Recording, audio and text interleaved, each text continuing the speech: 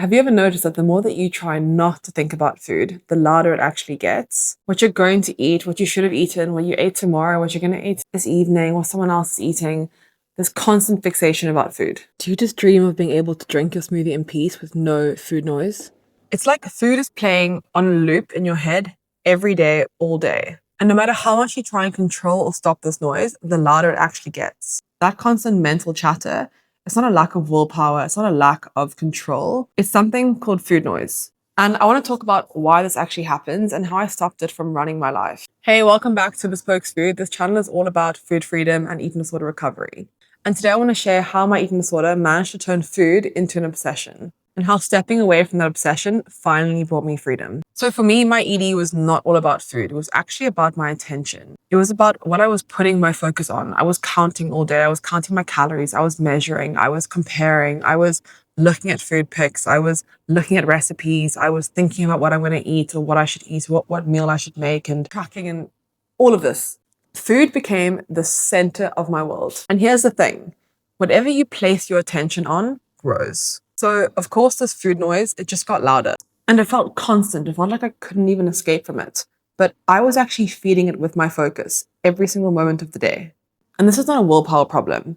What's happening here is it's actually cognitive fusion, that you're fusing with these thoughts. These thoughts of like, I need to get it right, or I need to eat this meal by then, or this is going to be the healthy choice I need to have. These thoughts feel like facts. They feel like the be all and end all. It feels like the most important thing in the world. These thoughts feel so convincing.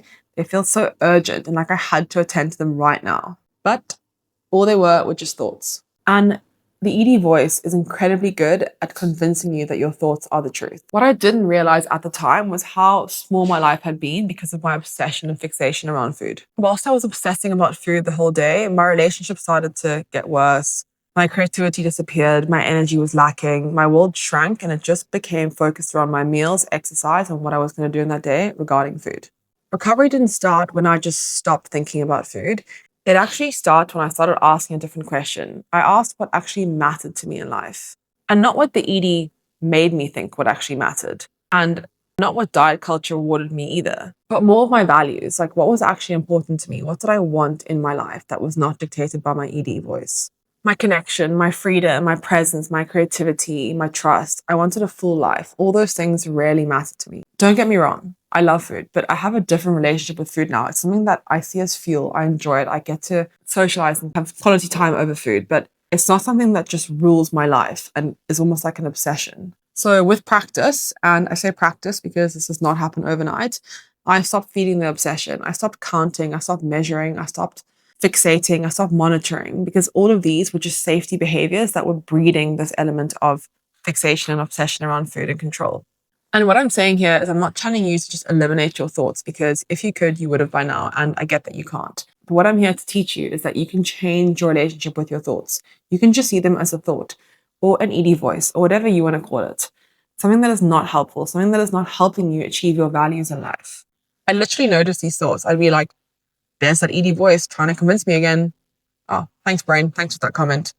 Those are the kind of things that I would say that helped me get through to the other side when those thoughts were really bothering me all day long. And then you're probably thinking, okay, what do I do now that I've dissociated from this thought? You then put your attention on something that actually matters. So if you were reading a book, if you were speaking to a friend, if you were outside in the garden, whatever those important things that you were doing in the moment, redirect your attention back to them. And this part changed everything when I realized that attention was actually a choice. The more that I chose to invest my attention into my life, the quieter food actually became. It didn't happen overnight, but it happened gradually over time through practice.